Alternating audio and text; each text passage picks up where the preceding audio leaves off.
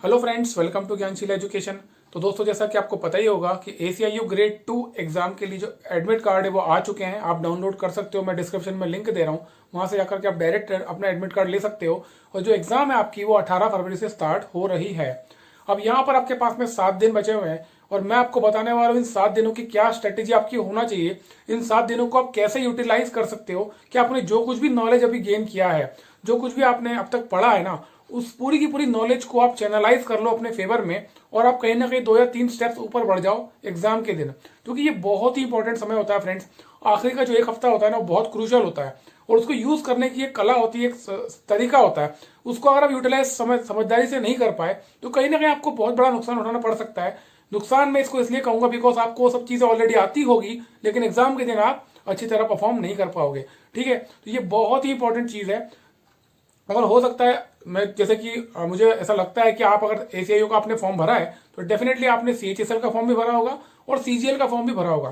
तो इसका मतलब आप CHSL टीयर 1 जो अभी आने वाला है और CGL टीयर 1 भी देने वाले होंगे। तो उस पॉइंट ऑफ व्यू से भी इस एग्जाम को आपको देना बहुत जरूरी है, बिकॉज आखिरी के 7 दिन में एग्जाम देना, 7 दिन की तैयारी करना किसी एग्जाम के लिए, ये समय बहुत ही इंपॉर्टेंट होता है। देखो, आप लाइफ में ना कभी भी एक चीज ध्यान रखना, एग्जाम की तैयारी जब हम करते हैं तो एक आप मॉक टेस्ट दे रहे हो और एक आप एक्चुअली एग्जाम दे रहे हो, इसमें बहुत फर्क होता है। मॉक टेस्ट में नो डाउट कि आप जो मॉक टेस्ट लगा रहे हो वो एग्जाम के पैटर्न से मिलता जुलता ही है, लेकिन कहीं ना कहीं आपके जहन में आपको ये पता होता है कि ये मॉक टेस्ट है, ये एक्चुअल एग्जाम नहीं है। तो इस कारण से क्या होता है, उतनी एनर्जी, उतनी एफिशिएंसी, उतनी क्षमता आपकी बाहर नहीं आ पाती मॉक टेस्ट में। वहीं अगर आप एग्जाम देते हो ना, तो एग्जाम में आपको ये पता होता है कि एग्जाम में आपकी पूरी पोटेंशियल आपको निकालनी है, क्योंकि इससे आपका करियर बन रहा है या करियर बिगड़ सकता है। तो वहां पर आप कैसे प्रेशर हैंडल करते हो, क्वेश्चन जब टफ क्वेश्चन आएगा तो उसको कैसे डील करोगे, कैसे पेपर को आप सॉल्व करोगे, वो सारी चीजें एग्जाम से आपको मिलता है। तो ये एक बहुत ही अच्छा एक्सपीरियंस होता है। तो अगर आप CHSL और CGL का टीयर 1 देने वाले हो तो उस पॉइंट ऑफ व्यू से भी ये वाली एग्जाम आपको अच्छी तरह देना बहुत जरूरी है। ठीक है, तो ये 7 दिनों को यूज कैसे करना है मैं आपको बताने वाला हूँ। हर चीज मैं आपको बताऊंगा। आपको मैं सब्जेक्ट वाइज अपन बात करेंगे कि एक सब्जेक्ट के बारे में कि हर एक सब्जेक्ट की क्या स्ट्रेटेजी आपकी होना चाहिए, ताकि जितना भी आपने पढ़ रखा है या जो आपने नहीं भी पढ़ा है उसको आप कैसे आप मेमोराइज कर सकते हो कम समय में और अपना स्कोर बढ़ा सकते हो। और देखो, एक चीज आप ध्यान रखना फ्रेंड्स, ये वाली जो पोस्ट है ये लेवल 7 की पोस्ट है। ये 44,900 आपका बेसिक पे है, लेकिन इसमें एक और एक बेनिफिट आपको मिलता है इस पोस्ट में, स्पेशल सिक्योरिटी अलाउंस जो CBI वालों को मिलता है। ठीक है, जो ED वालों को मिलता है 20% ऑफ योर बेसिक। तो इस पोस्ट में जो आपका ग्रॉस सैलरी लगभग 75,000 के ऊपर चली जाती है। तो मैं आपसे यही कहूंगा कि इस समय को यूटिलाइज कर लो और किसी भी कीमत पे इस समय को जाने मत देना। जो भी मैं बता रहा हूं उसको बस फॉलो कर लेना, आप खुद देखोगे आज 7 दिन के अंदर आपके अंदर क्या डिफरेंस आ रहा है। ठीक है, तो सबसे पहले हम स्टार्ट करते हैं सिलेबस से। 5 सब्जेक्ट आपसे पूछे जाने वाले हैं जो कि 100 नंबर के होंगे और पांचों सब्जेक्ट की आपकी अलग अलग स्ट्रेटेजी होना चाहिए इस समय में। सबसे पहला सब्जेक्ट है जनरल अवेयरनेस, उसके बाद आपका क्वांटिटेटिव एप्टीट्यूड, फिर numerical analytical logical ability, English language और जनरल स्टडीज। ठीक है, एक एक करके बात कर लेते हैं। सबसे पहले जनरल अवेयरनेस। आपको ये समझ में आना चाहिए कि जनरल अवेयरनेस क्या है। देखो, अगर आप सिलेबस इसका उठा के देखोगे तो आपको ये समझ में आएगा। इसकी डेफिनेशन ये है कि what ever happening around you, you must be aware of it, है ना। जनरल अवेयरनेस का मतलब क्या है, आपके आसपास जो कुछ भी घट रहा है उससे आपको अवेयर होना चाहिए। दैट मीन्स, अगर मैं सरल भाषा में कहूं तो ये करंट अफेयर्स की बात कर रहा है। मतलब आपके शहर में, आपके राज्य में, आपके देश में और आपकी दुनिया में डेली बेसिस पे क्या क्या एक्टिविटीज, क्या क्या चीजें हो रही है, क्या क्या घटनाएं घट रही है। ठीक है, तो इसका मतलब क्या हुआ, आपको करंट तैयार करना है ना। अब अगर आप CGL के CHSL के एस्पिरेंट हो तो मैं आपको कह चुका हूं कि CGL की अगर बात करें अपन 2020 वाला जो 29 मई से होने वाला है, उसके लिए आपको अक्टूबर से करंट तैयार करना है और CHSL के लिए भी आपको करना ही था। तो अगर आप अक्टूबर से करंट अफेयर तैयार कर रहे हो तो अक्टूबर, नवंबर, दिसंबर, जनवरी, ये 4 महीने के करंट अफेयर्स को आप सिर्फ रिवाइज करो जितना ज्यादा हो सकता है। और जो भी 1 फरवरी से लेकर के 15 फरवरी तक जो कुछ भी एक्टिविटीज हो रही है उसको भी। ठीक है, तो 4 महीने और 15 दिन, 4.5 महीने का करंट आपको रिवाइज करना है। मतलब कुछ भी नया पढ़ने की कोशिश मत करना। ये मत सोचना कि और पुराना करंट उठा लूं या किसी और सोर्स से इन 4 महीने का करंट उठा लूं, नहीं, ये काम बिल्कुल मत करना। जो भी करंट अफेयर्स आपने अभी तक पढ़ रखा है उसी को रिवाइज करना और जितना हो सके मतलब एक दिन में ही कोशिश करना कि आप पूरा एक नजर मार लो, क्योंकि आपके पास में 7 दिन है। 7 दिन मतलब आप 10-12 घंटे पढ़ाई करते हो तो कम से कम 2 घंटा आप एक सेक्शन पर दे सकते हो। ठीक है, तो क्योंकि आपने उसको पढ़ रखा है तो अल्टीमेटली आपको करना क्या है, आपको सिर्फ नजर ही मारनी है इसके ऊपर और डेली यही काम करना है। ठीक है, तो करंट अफेयर्स आप ऐसे ही करो। अगर आपने करंट अफेयर्स तैयार नहीं कर रखा है तो मैं आपसे कहूंगा कि कोई भी एक सोर्स उठा लो, जनवरी का करंट अफेयर्स उठा लेना, जनवरी और 15 दिन ही फरवरी के। अगर आपने करंट अफेयर्स तैयार नहीं किया तो मैं आपको बता रहा हूँ जनवरी का पूरा और ये 15, तो 45 दिन का करंट अफेयर्स तैयार करके जाना ही जाना, बिकॉज ये इंपॉर्टेंट सेक्शन है, 20 मार्क्स का ये सेक्शन है और ये क्रूशियल है, बिकॉज करंट अफेयर्स बहुत ही इंपॉर्टेंट होता है। ठीक है, तो करंट अफेयर्स आपको जरूर करना है, चाहे आप 4 महीने का करें चाहे 45 दिन का करें। ठीक है, तो ये हो गया करंट अफेयर्स को लेकर के पहला सेक्शन हो गया। दूसरा आपका आता है क्वांटिटेटिव एप्टीट्यूड। इसमें पता है बेनिफिट क्या है, क्वांट जो है आपका, ये इसमें केवल अर्थमेटिक ही पूछ रहा है। जैसे अनलाइक सीजीएल एंड सीएचएसएल जहां पर मैथ्स और क्वांट मिला, सॉरी क्वांट अर्थमेटिक में और मैथ्स मिलाकर के पूछा जाता है, यहाँ पर केवल और केवल अर्थमेटिक वाला सेक्शन आ रहा है मतलब ratio proportion, time and distance, simple interest, compound interest, profit and loss, ये वाले क्वेश्चंस। तो एक काम तो आपके लिए बहुत आसान हो गया कि आपको पूरे सिलेबस में से एडवांस मैथ्स तो पढ़ना ही नहीं, इसको हटा दो।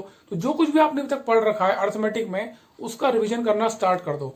और रिवीजन में मैं आपको फिर से कह रहा हूं, मान लो आपने कोई चीज नहीं पढ़ रखी है, कोई चीज में आपको डर लगता है या वो चीज कमजोर है, तो उसको बिल्कुल भी हाथ मत लगाना, केवल और केवल वही पढ़ना जो आपने पढ़ रखा है, उसी का रिवीजन करना। मतलब जो भी क्वेश्चन आपने सॉल्व कर रखे हैं, जो आपने बहुत सारे मॉक टेस्ट लगाए होंगे, प्रीवियस ईयर क्वेश्चंस लगाए होंगे, तो जो आपने ऑलरेडी सॉल्व कर रखे हैं उनको केवल रीड करो बैठ के। ठीक है, इससे क्या होगा ना, आपने जिस तरीके से सॉल्व किया होगा वो पूरी प्रोसेस आपके माइंड में रिकॉल हो जाएगी, और वो प्रोसेस रिकॉल होने का मतलब है कि आपको ये समझ में आ जाएगा कि इस क्वेश्चन को जल्दी कैसे सॉल्व करना है।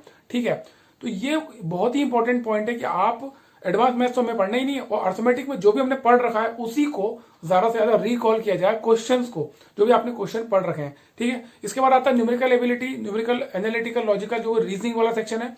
मैं डिस्क्रिप्शन में आपको लिंक दे दूंगा, अपने टेलीग्राम चैनल आप ज्वाइन कर लेना, वहां पर आपको मैं पेपर दे दूंगा इसका। पेपर में रीजनिंग के कैसे क्वेश्चन आते हैं वो आपको मालूम होना बहुत जरूरी है, क्योंकि एसएससी में जो सीजीएल में जैसे रीजनिंग आता है, सीजीएल में आता है, उससे थोड़ा सा अलग रीजनिंग आता है। हालांकि इतना टफ भी नहीं आता है, रीजनिंग ऐसा रीजनिंग है कि इसको आप सॉल्व कर सकते हो इजीली।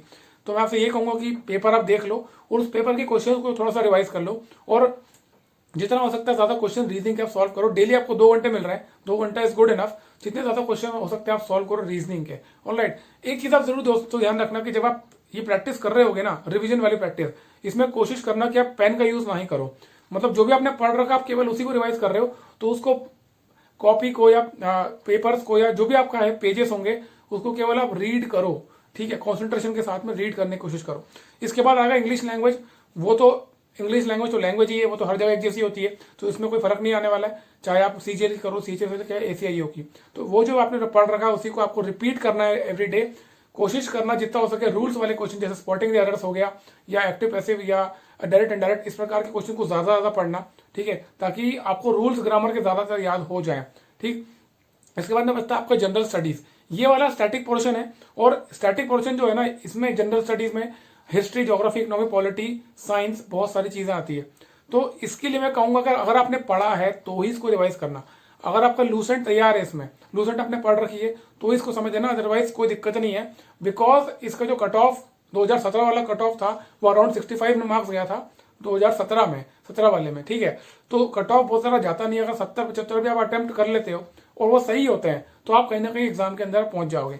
ऑलराइट, तो ये चीज समझ लो कि आपको कुछ भी हो जाए, वैकेंसी बहुत ही अच्छी है। देखो 2000 वैकेंसी है, 2000 में से 989 I think 989 vacancy general category की है।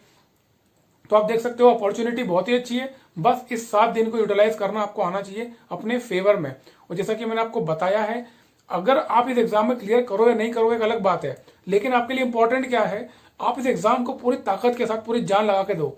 क्योंकि अगर आप फेल भी होते हो ना किसी कारण से, तो आप सीएचएसएल आने वाली सीएचएसएल और सीजीएल टियर 1 के लिए अपने आप को तैयार कर लोगे। बिकॉज एग्जाम में जाकर बैठना, उस एनवायरमेंट में जाकर के एग्जाम देना, उस प्रेशर को हैंडल करना, ये भी एक एबिलिटी होती है और ये भी एक एक्सपीरियंस होता है जो होना आपके लिए जरूरी है। ठीक है, तो इसको आप यही मान के चलो कि आप सीजीएसएल का या सीजीएल का टियर 1 देने जा रहे हो और उसके अकॉर्डिंग आप प्रैक्टिस करो। एक चीज की मैं आपको रिक्वेस्ट करूंगा, रिवीजन जो होता है ना आखिरी का समय बहुत ही क्रूशियल होता है, बहुत इंपॉर्टेंट होता है। तो यहाँ पर कुछ बातें ऐसी होती है जो आपको नहीं करना होती है। क्या नहीं करना होता है, आप अननेसेसरी टाइम वेस्ट ना करो। यूट्यूब पे ऐसे कोई वीडियोस जो कि एंटरटेनिंग वीडियोस होते हैं, कोई भी ऐसी चीज होती है जो आप देखते हो उसको तुरंत बंद कर दो देखना। कोई वेब सीरीज वाला कोई प्लेटफॉर्म है उसको अभी के अभी बंद कर दो देखना, क्योंकि यहाँ पे काम नहीं आने वाला है। ये समय ऐसा है कि आपको अपनी नॉलेज और एनर्जी इंटैक्ट रखनी है। ठीक है, उसको एक बना के रखना ताकि ये एनर्जी और नॉलेज आपका एग्जाम के दिन पूरी तरह से काम आए। क्योंकि मेरे एक्सपीरियंस में मैंने सालों से देख रहा हूँ, कई बार बच्चे करते हैं एग्जाम हॉल से बाहर आकर के बोलते हैं कि सर ये क्वेश्चन तो आता था लेकिन एग्जाम में कर नहीं पाए। क्यों नहीं कर पाए? कई सारे रीजंस थे कि आपका कंसंट्रेशन नहीं था, आप पढ़ नहीं पाए, आपका समय कम रह गया, बहुत सारे रीजन हो सकते हैं उसके। तो आपको ये चीज़ समझना बहुत ज़रूरी है कि आखिरी के समय को यूटिलाइज करो, अपनी नॉलेज और एनर्जी को इंटैक्ट करो, एक करो और अपने आप को भटकने मत दो। ये 7 दिन आप याद रखोगे अगर मैं आपको जो बता रहा हूँ उस तरीके से आप चल दिए। डेली 10 से 12 घंटे आप पढ़ाई करो, उसके बाद में कोई फालतू की चिटचैट नहीं करना, किसी से इधर उधर की बातें नहीं करना, जो भी आप पढ़ रहे हो उसको दिमाग में चलने दो अपनी प्रोसेस। क्योंकि आप 10-12 घंटे जो भी काम में बिताते हो ना, अल्टीमेटली आपके माइंड में वही सब चीज़ें घूमती रहती है। तो इधर उधर की बातें नहीं करना, व्हाट्सएप पे चैट नहीं करना, सिर्फ और सिर्फ इन्हीं 5 सब्जेक्ट के बारे में सोचते रहो। आप खुद देखोगे कि आपका मेंटल लेवल इंप्रूव हुआ है, आपकी जो नॉलेज आपने पढ़ी, रिवीजन किया है, वो इंटैक्ट हो रही है और एग्जाम में आपको इसका इंपैक्ट देखने को मिलेगा। ठीक है, तो उम्मीद करता हूँ कि ये वीडियो आपको अच्छा लगा होगा। इसके अलावा कोई भी आपको चीज़ चाहिए इस एग्जाम से रिलेटेड, 1-2 दिन पहले, 3-4 दिन पहले भी कोई ऐसा आपको गाइडेंस चाहिए, कोई स्ट्रेटेजी चाहिए, तो कमेंट बॉक्स जरूर लिख देना। मैं कोशिश करूंगा उसके लिए आपके लिए वीडियो बना सकूं। ये वीडियो को यहाँ तक पूरा देखने के लिए थैंक यू सो मच।